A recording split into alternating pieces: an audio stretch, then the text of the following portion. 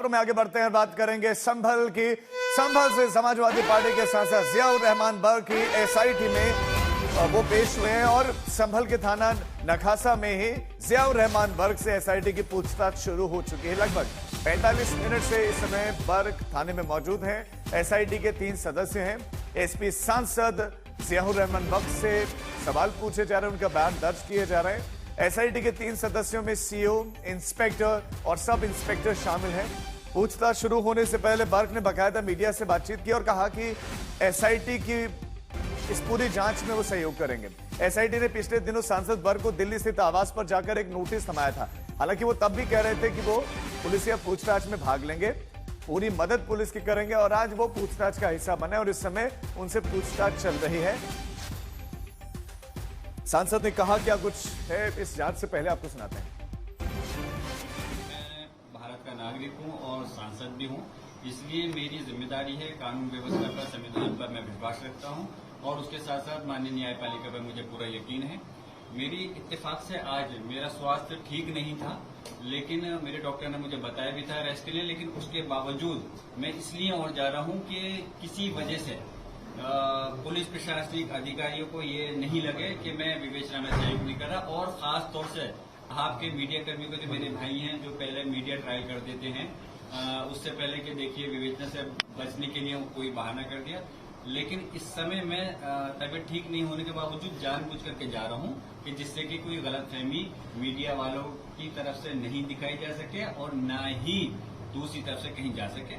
और मैं जा रहा हूं, मुझे कोई कुछ नहीं, मैं पहले भी कह चुका हूं, जो भी है मैं तो पूरी तरह से सहयोग करने के लिए तैयार हूं और सहयोग करूंगा।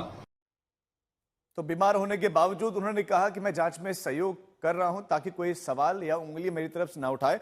इसी खबर पर हमारे संवाददाता अरविंद ओझा खबर पर ज्यादा जानकारी के साथ जुड़ गए हैं। अरविंद, सांसद जियाउर रहमान बर्क पर आरोप क्या क्या है, किन किन संभावित सवालों का इस समय सामना कर रहे होंगे वो? देखिए, मैं सबसे पहले दिखाऊं कि ये जो सामने आपको कमरा दिखाई दे रहा है, इसी कमरे में एसआईटी के 3 मेंबर जिसमें सीओ, इंस्पेक्टर, सब इंस्पेक्टर शामिल हैं, वो लगातार जो है पूछताछ कर रहे हैं सांसद जियाउर रहमान बर्क से और साथ ही साथ उनके स्टेटमेंट को भी रिकॉर्ड किया जा रहा है। नवंबर में जो हिंसा हुई थी उस मामले में पुलिस ने बाकायदा एफआईआर दर्ज की थी और ये दावा किया था कि सांसद जियाउर रहमान बर्क इस जो पूरी हिंसा हुई थी उसमें साजिश में शामिल थे।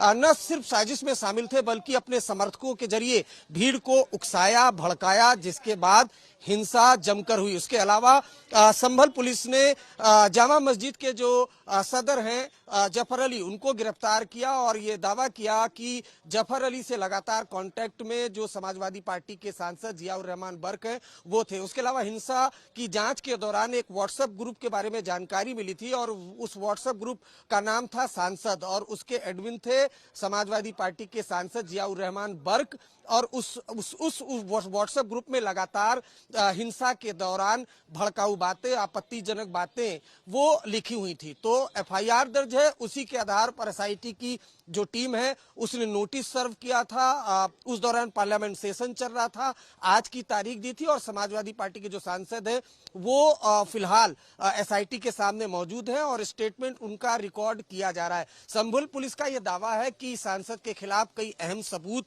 हाथ लगे हैं और काफी पुख्ता सबूत है, लेकिन चूंकि इस मामले की जांच अब एसआईटी की टीम कर रही है, लिहाजा ये सामने की तरफ जो कमरा है, इस कमरे में जो सांसद हैं उनसे पूछताछ करी। इंटरेस्टिंग ये भी है कि अगर आप यहाँ पर देखें तो जो समर्थन में कई वकील यहाँ पर पहुंचे हुए हैं। जब यहाँ पर सांसद जियाउर रहमान बर्क आ रहे थे तो उनके साथ ये बाकायदा वकील हैं जो लीगल एडवाइस देंगे। हालांकि अभी चूंकि एसआईटी के सामने वो मौजूद है, इस वजह से जो वकील हैं वो अंदर तो नहीं जा सकते, लीगल प्रोसेस है, लेकिन जाहिर सी बात है लीगल असिस्टेंस के लिए जो ये तमाम वकील हैं यहाँ पर काफी सारी संख्या में नजर आ रहे हैं। समाजवादी ठीक है अरविंद, आप नजर बनाए रखें, अपडेट्स के लिए लौटेंगे आपके पास क्योंकि आरोप बहुत गंभीर है, तो ऐसे में इन्वेस्टिगेशन चल रहा है, इस समय पूछताछ चल रही है।